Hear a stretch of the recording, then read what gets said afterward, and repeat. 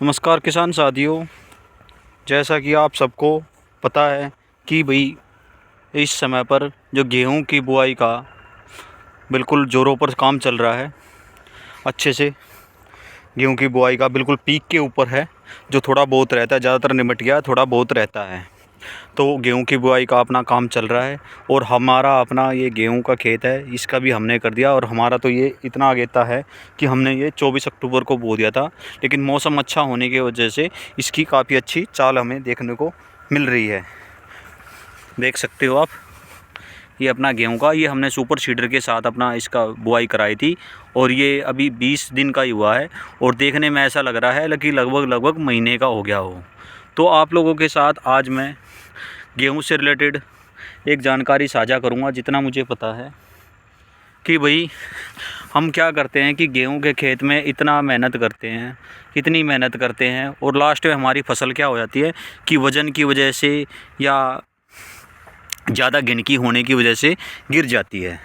तो उसकी रोकथाम हम किस प्रकार से कर सकते हैं? 90% से ज़्यादा किसान इस चीज़ के ऊपर ध्यान नहीं देते हैं कि उसको ग्रोथ देने के चक्कर में उसमें इतनी मेहनत कर देते हैं, क्योंकि गेहूं में इतनी मेहनत की ज़रूरत नहीं होती है तो उसमें जो कुछ ज़रूरी फर्टिलाइज़र है, ज़रूरी चीज़ें हैं, वो देनी पड़ती हैं। वो भी अपनी ज़मीन की गुणवत्ता के ऊपर, अपनी ज़मीन का जैसे हम चेक कराते हैं कि किस प्रकार की अपनी ज़मीन है, उसके हिसाब से।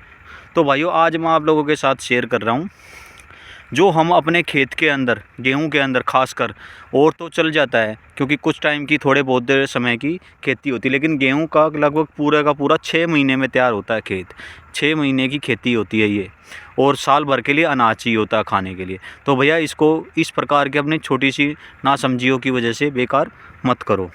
तो उसके लिए आप सबसे मैं बताता हूँ कि जो अपने खेत में जो भी आप किसी प्रकार का भी खाद या फर्टिलाइज़र का इस्तेमाल करोगे तो अपनी ज़मीन की गुणवत्ता के हिसाब से करो। एक आपसे मैं अपनी पर्सनल राय ज़रूर शेयर करना चाहूँगा कि हम जो कोरवा देते हैं, कोरवे के ऊपर हम पता नहीं क्या क्या मिला के मार देते हैं। अब भाई गेहूँ है, फुटाव अच्छा हो जाएगा, ये निकल के आ जाएगा, फलाना निकल गया। भैया आप है ना अपने हिसाब से कुछ भी डालो, लेकिन आपसे एक रिक्वेस्ट करूँगा कि जो नाइट्रोजन की मात्रा है, जो यूरिया की मात्रा है, वो यूरिया की मात्रा को आप अपना कम लेके चलो, क्योंकि भाई हमें भी खाना है, और हमारे बच्चों को भी खाना है, और हमारे पशुओं को भी खाना है। नाइट्रोजन इतनी अच्छी चीज़ नहीं है, और नाइट्रोजन हमारे शरीर के लिए सबको पता है कि यूरिया कितना हानिकारक है, बॉडी के अंदर जाके क्या क्या ये असर दिखाता है। और सबसे मेन बात होती है अपनी फसल के अंदर, नाइट्रोजन जितना ज़्यादा खेत के अंदर लगेगा, लास्ट में जब हमारा बालियाँ आने का समय होगा, पकाई का समय होगा, उस समय पे हमें वो नाइट्रोजन जितना ज़्यादा अपने खेत के अंदर गिरेगा, वो बहुत ज़्यादा परेशान करेगा।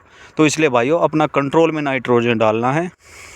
अगर मेरी मानो तो किले के हिसाब से कुछ सिंगल सुपर सल्फ़र वगैरह मिला के मारो। आधा कट्टा ही मारना है। वो बहुत बताते हैं कि 1 बोरी मारो, 2 बोरी मारो। भाई नाइट्रोजन हमें और मेरे बच्चे को ही खाना है।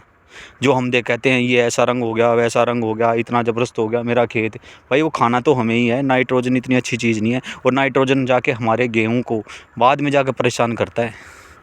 जो ज़्यादा तैयार हो जाता है, ज़्यादा ऊपर तक बढ़ जाता है, बढ़वार ले लेता है, फिर उसमें जो बालियाँ निकलती हैं उसमें भी हमें बहुत ज़्यादा परेशान करता है। तो इसलिए नाइट्रोजन को कंट्रोल करने के लिए जब भी आप यूरिया दो, अपने खेत की अक्षमता के ऊपर डिपेंड करके कि हमारा खेत ताकतवर है या हल्का है, उस हिसाब से अपना नाइट्रोजन का इस्तेमाल करना मेन है। नाइट्रोजन के ऊपर, नाइट्रोजन को हमें अपनी गेहूँ के अंदर से कंट्रोल करना है, कम करते जाना है, तो हमारी फसल काफ़ी अच्छी और काफ़ी जानदार बनेगी। आप ले सकते हो ऑर्गेनिक खाते, सिंगल सुपर है, कई तरह की मार्केट में है, कंपोस्ट वगैरह, वो भी इस्तेमाल कर सकते हो।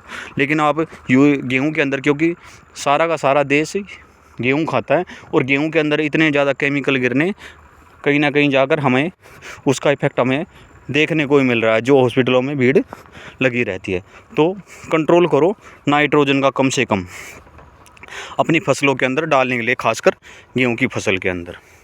यदि आपको मेरे विचार और मेरी ये वीडियो अच्छी लगी हो तो वीडियो को लाइक करें और चैनल को सब्सक्राइब ज़रूर करें।